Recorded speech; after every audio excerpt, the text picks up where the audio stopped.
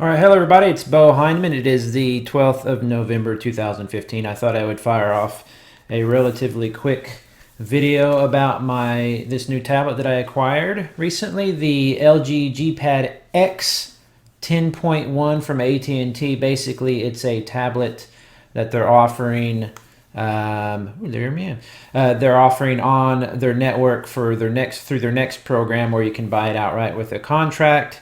And I just thought I would do a quick, probably 5, 6, 7 minute review of this device because I've been living with it now for about a week. I've always had gadgets, but it's been a while since I've had a 10-inch tablet. The last one I had was a Windows-based one. I have an 8-inch Android tablet, and I really wanted to go back up to the 10-inch. It is made by LG. I also have the LG G3, which they have a G4, but I went and got the G3, last year's model, for much cheaper than the brand new model. And that's kind of the same gimmick with this. You're getting a cheaper tablet. Let me just read off what it has, and then I'll go into just a personal review real quick. It's basically got a Qualcomm Snapdragon 800 2.26 quad-core processor. The memory is 32 gigabytes, which is pretty good. It's expandable with the little slot up to 128 gigs. You can get 128 gig piece of memory for, what, $25 now.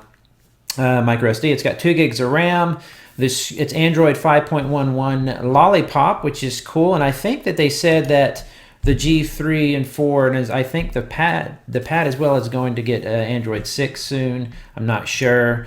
It's 10.1. It's 1920 by 1200, 16 million. Blah blah blah and all that. Pretty typical specs. In comparison, this screen on this little phone is actually more resolution than this one. This is a quad HD, and the processor I think is even a little beefier as well, so it's kind of funny. But on the tablet, you're going to be doing a lot of things that you're not going to be doing as many graphic intensive things, I guess. So that's some of the stats. It's supposed to have like 10 hours of battery life, etc., etc. Let's go to my personal anecdote, and I'll just tell you how I feel about it, because I've been using it now for several days over the weekend. Heavy use. I'm a gamer. I've covered games in the past. That's how I make my living. I work in gaming, and I've covered a lot of tech and Android games and wearables and portables, I should say, and gadgets and stuff. So when I first got this, the first thing I wanted to do, of course, is look at Google Photos and all my Google stuff. Calendar, email, all that stuff. Of course, it works flawlessly and perfectly. There's no hitching at all between loading of apps. You can actually, the new Android is great the way you can do the double screen on this. I could show all that, but you've seen it before. That all works flawlessly. Where the double screen, I find, comes in the best, I should say, would be if you're listening to, let's say, YouTube on one side or Google Music on one side, and you're organizing on the other. Or if, let's say, if you're going through your emails like I do, and you have your calendar on the other side, and you're marking down dates and stuff like that, maybe bills, whatever. But so the two apps on the screen at once is really not super handy, but when you need it, it is really handy. Where I found the double screen really handy on the phone, on the LG phone, is I might have Google Maps on one side and play music on the other, listening to music while I'm driving around town and finding my place in Austin or whatever. So for that basic stuff, it works flawlessly. For gaming, I do a lot of gaming, but I also, because I write about games, but I also do gaming that's not, I don't just rely on graphics. I play a lot of games that are really simple to run. So to really push it, I got like Sims City Build It. I got some of the shooters, some of the more intense, graphically intense games. I also got Minecraft Story Mode, Asphalt 8 on here, and every one of them runs fine. The only one I had any sort of issue with would be SimCity Build It. That did seem to not lag at all, but it just would crash and that might be a patch issue. I don't know. So other than that, for gaming, it's absolutely fantastic. I love Asphalt 8. If you haven't got Asphalt 8 from Gameloft yet, they make high-quality games, and Asphalt 8 is a fantastically fun little racer, free-to-play racer.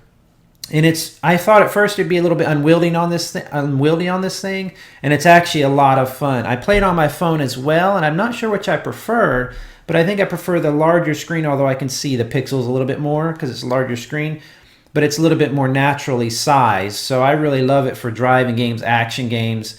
But I just don't typically play those that much. I like strategy games, Vega Conflict, games like that, Forge of Empires, kind of casual strategy games, as well as kind of literally casual puzzle games, tower defense, stuff like that. So for gaming, it's I haven't had any issues with it. The screen is really, really pretty. You're going to have great reading angles. Right now, what I'm running right now is actually Google's launcher, the Google Now launcher, which you can get free, and you can just go over there and get all your cards and stuff. Absolutely fantastic, easy to do. You just mark, what am I doing here? You just wipe the cards away and you can do stuff like that. You know, what's cool about Google Now's launcher is it's kind of almost it's closer to getting to almost like a pure Android type of launcher. And then you can always say, okay, Google, how much does a puppy weigh? It didn't tell me? Let's see. The classic commercial one here. Let's try that again. Okay, Google, how far is it to the moon? The moon is 238,900 miles from Earth. You know, blah, blah, blah. The OK Google stuff is great. You might be on the screen here and you kind of get used to it. You say, OK, Google, blah, blah, blah, and you might pop in there. The Google Now launcher is free. It lets you do that. So if you're a Google fanatic, if you're invested in Google like I am, you use it for backup, you use it for photos and everything. I also download plenty of backups and stuff. It's absolutely great for that. Another place where I found it, I didn't think I would really use it that much. Now, caveat here, I am a community manager or a freelance writer. I do some podcasts and videos, of course, on the side. I work out of my home, so this might not be your experience at all, but there is what they call, what is it called here? Q-Pair. Q-Pair is basically where an LG phone and an LG tablet will hook up together, right? It's basically Bluetooth connectivity, but it's really easy. You download the app, you turn them both on, and you're always connected. Now, I didn't think I'd say, oh, it's okay, whatever. But since I'm always home, this phone just sits somewhere, right? When I get a call or a text, calls are less common. Nobody calls anybody anymore. But when I get a text, for example, I might be playing a game or doing whatever, and it pops up on my screen. What's great about that is I can just do everything from literally, I can carry this around the house, set it down, and I do everything from this. I'm writing blogs on this. I'm taking photos. I'm editing video. I'm doing all sorts of fun things on this this tablet. So when the text messaging or the phone calls come through, I don't even have to go get the phone. I know that sounds kind of lame, but like I said, you might not find that very useful. But one of the other areas that's really useful is if you use a lot of two-step verification, which I do. I use a lot of two-step verification. You're going to usually get a text message with an approval code. Let's say you sign into Twitter for the first time or whatever.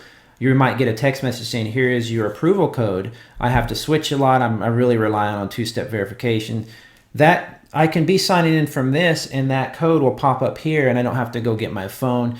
So it sounds kind of silly, but it really is true that you leave your phone. The phone goes with me when I leave the house. It's like a miniature version of this tablet. And then the tablet just stays with me everywhere I go in the house. And since it's a 4G tablet, I can actually bring it out of the house with me anywhere. I tested the signal. AT&T's signal, when it's available, is one of the best signals you're going to get from my experience. I live in Austin, though I live in a major city, so that might be different for you. So when I'm out, the 4G experience is fantastic, but you can burn through data pretty quick if you're not careful. Of course, now if you do the YouTube Red service for $10 a month, you can just hit download on a video you want to watch. If you wanted to watch it on the bus or the plane or whatever, and it downloads it for offline viewing. You can even do offline maps now. So everything is getting to where data is not so much of an issue. I don't use the 4G a lot, but when I want it or need it, it's really handy. Let's say I go to a convention or something and I'm messing around. I like to look at it, by the way, in portrait mode. I really like portrait mode. And I'm messing around and I need the internet. I have it here on a full device that is perfectly capable. So even if the Wi-Fi is crappy at the hotel or whatever, I have it on my tablet.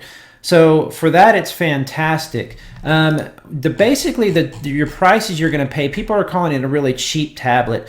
While that's true, anytime you get into 4G connectivity, you are adding on a cost. First of all, you got at least $10 a month for the data plan. And like ours is every item you add on there, it's $10 a month. And you pay $17.50 for the tablet, which adds up to about $3.50 for just the payments. You're going to be paying the $10 anyway. Or you could pay $250 for it on a contract and it's yours. But if you break that contract, of course, you end up paying anyway. So you end up paying full price after fees and everything, data for the 2 years. You're going to end up paying the same price as you would a basically Wi-Fi only iPad. So it's starting to work out where these tablets are good for about 2 years, 3 years. What I do typically, and I'll be posting a video about this, is I take my old tablets and I try to sell them on eBay. I get rid of my old technology. I let somebody else have it if they want it. Maybe somebody in the family needs it. Or I take my old Android tablet and I made it and turned it into a really cool nightstand clock with weather and stuff. It's really kind of fun to mess with. So I'll be making a little video about that. So far, the pros on this are it isn't expensive. You're paying basically the subscription price for a video game, or a couple times eating out per month for this tablet. It looks absolutely fantastic graphically. The screen, all that is just really, really pretty. I have to turn the brightness down. I even leave it on auto brightness, which is really something I'm not used to. It's so bright. So you can really, if you really want to get bright, you can. It's got a ton of punch to it. It is nice and thin. It weighs, I don't know, I forget how much it weighs. It doesn't weigh much, but it does get a little heavy. You're not going to necessarily hold it like this all day. But I mean, it's a tablet. It's a full-fledged tablet, so that's to be expected. The camera is, I believe, an 8-megapixel camera on the back. I've taken a few photos. They're not bad. They're what you would expect. 2-megapixel camera on the front, 8-megapixel with autofocus on the back. But I mean, remember, 8-megapixel used to be a pretty big deal. So we have to keep that stuff in mind. The videos and stuff it takes are really not bad at all. When people complain about people using their tablets for taking videos and stuff, those people are weird. Some people, there is a perfectly good camera on here. If you want to take video or photos with it, go for it. I say go for it. I have everything on my auto backup though through Google. So as soon as I take a photo on any device, I can pull it up on the other one and send it or edit it or whatever. So the camera's fine. It's what you would expect. It actually is pretty good.